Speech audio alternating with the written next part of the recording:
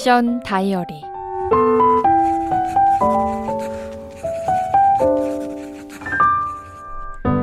코로나19로 우리의 일상이 변하고 있습니다. 모든 부분에서의 비대면으로의 전환은 피할 수 없는 현실이 되어버렸습니다. 이에 사랑하는 이들을 자유로이 마주할 수 없는 현실은 또 다른 아픔으로 찾아옵니다. 그런데 이 아픔은 비단 우리들만의 무게가 아닙니다. 하나님이 지으신 이 모든 땅 곳곳에 이 무게를 견디고 있는 이들이 있습니다. 하나님의 일꾼으로 부름받아 복음을 전하고 있는 이들. 하나님이 주신 믿음으로 한 발자국 내딛는 이들. 미션 다이어리에서는 그들의 나날을 함께 나눠봅니다. 미션 다이어리 첫 번째 시간, 요르단의 데이빌림 선생님의 이야기로 주님이 역사하시는 땅 요르단, 주님이 바라보고 계신 땅 그 요르단, 이 땅을 함께 품어봅니다.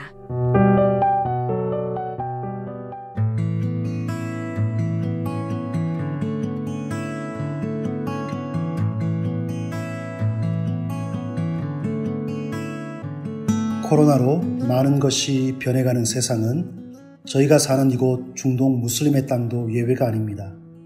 제가 있는 곳은 지난 3월 21일 공항과 국경이 닫히고 강력한 통행 금지를 실시했습니다.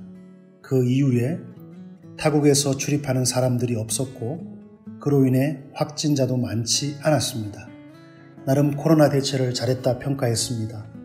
그러나 시간이 가면서 경제적인 어려움 때문에 국경이 열리고 오고 가는 사람들을 통해 확진자가 늘기 시작했습니다.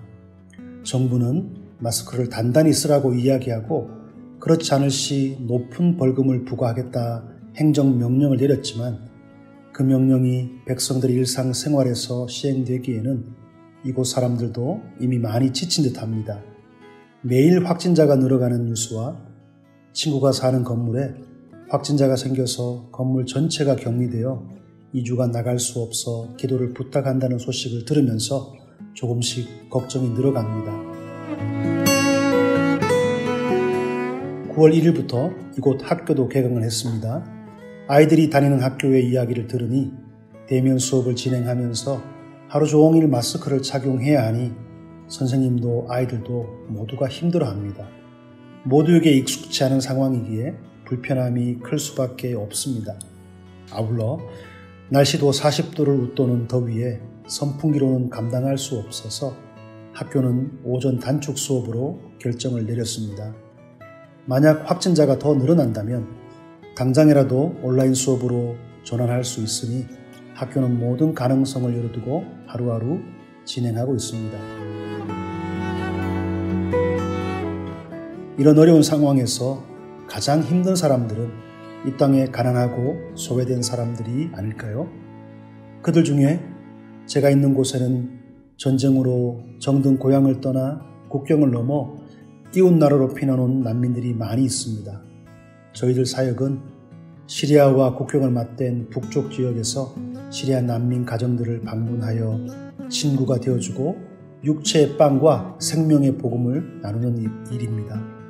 육체의 필요가 늘 갈급하지만 그 필요를 다 채워줄 수는 없습니다.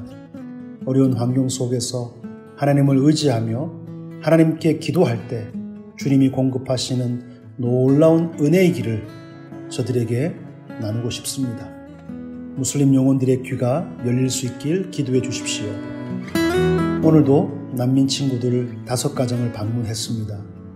아이들이 마스크를 쓰고 우리를 맞아주는데 그 모습이 얼마나 귀엽던지요. 함께 찬양하고 춤추고 예수님을 전할 때 12의 혈류병 걸린 여인의 이야기를 나누었습니다. 예수께 손을 대기만 해도 낫겠다는 믿음으로 많은 사람들 틈에서 주님의 옷자락을 만진 여인은 아무도 알아보지 못한 그를 주님은 알아보셨습니다. 그리고 믿음을 칭찬해 주셨습니다. 오직 의인은 믿음으로 말미암아 구원을 얻습니다. 우리의 모습이 각각 다르고 믿음의 분량도 다릅니다. 그러나 믿음의 주인 되시는 예수 그리스도는 동일하십니다. 어려운 삶을 살아가는 이 땅의 난민들이 예수 그리스도를 만지는 믿음으로 나아가길 사모합니다.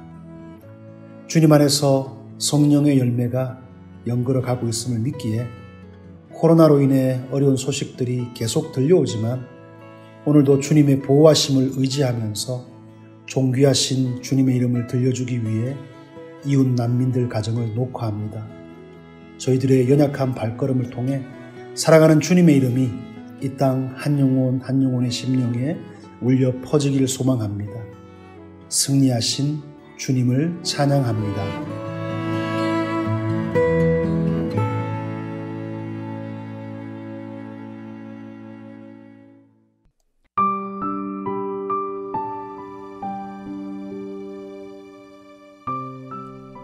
이 시간 하나님이 바라보고 계신 땅 요르단을 주님께 올려드리며 기도했으면 좋겠습니다. 데이빌림 선생님의 음성으로 요르단을 위한 기도 제목 함께 나눠봅니다.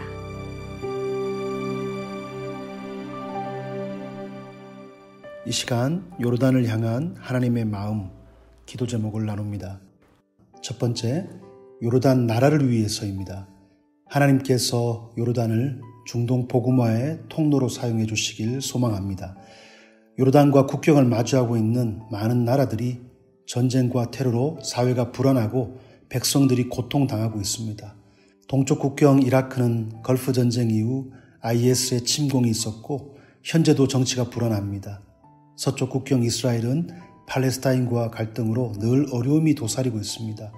남쪽 예멘은 전쟁으로 나라가 황폐해졌습니다. 북쪽 시리아는 10년째 내전이 끝나지 않고 레바논은 여러 강대국들의 각축장이 되어 사회가 불안합니다. 이런 상황 속에서 요르단은 국경을 열어 많은 난민들의 피난처가 되었습니다. 하나님께서 요르단에 복을 더하시고 위정자들에게 지혜를 더하셔서 이 땅의 평화와 안전이 유지되고 다음 세대에도 중동 복음화를 향한 하나님의 통로가 되길 기도해 주십시오. 두 번째 복음 사역입니다. 코로나는 우리 현장 사역자들에게도 두려움입니다.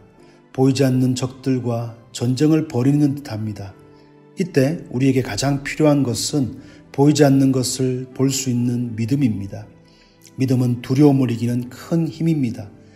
예수 그리스도를 향한 우리의 믿음이 더욱 굳건해져서 보냄받은 이 땅을 위해 복음과 빵으로 하나님의 축복의 통로가 될 수 있길 기도해 주십시오. 세 번째 마지막으로 코로나입니다. 이곳에도 확진자가 계속 늘어가고 있습니다. 이제 사람들이 코로나에 대해서 의식하기를 싫어합니다. 지쳐가는 사람들을 위로해 주시고 이 땅의 코로나 확산이 멈출 수 있길 기도해 주십시오. 아울러 저희들을 파송해 주시고 사랑과 기도로 후원해 주시는 살아가는 한국교회와 교우분들의 삶이 주님의 십자가와 부활의 영성으로 날마다 새로워지시길 축복하며 기도합니다. 샬롬.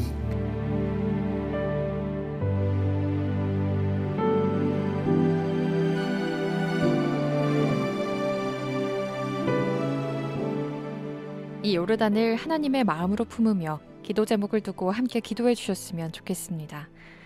여러분의 하루 가운데 요르단이 떠오르는 그 시간 중에 요르단을 위한 기도 올려주셨으면 좋겠습니다.